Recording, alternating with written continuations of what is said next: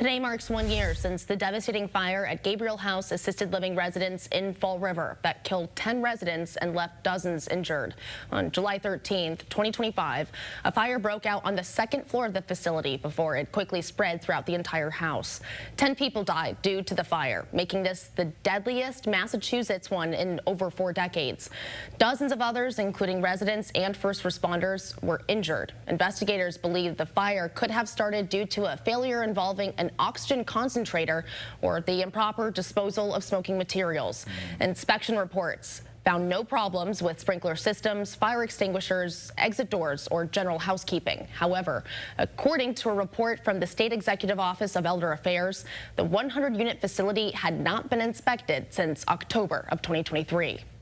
On Friday, Governor Healey announced a finalized set of new safety regulations that will strengthen protections for those living in assisted living residences across the Bay State.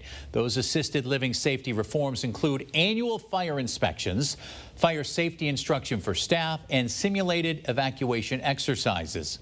Enhanced emergency preparedness plans, proper medical devices available at every residence, CPR and AED certified staff available at all times, and stronger resident protections throughout overnight safety checks.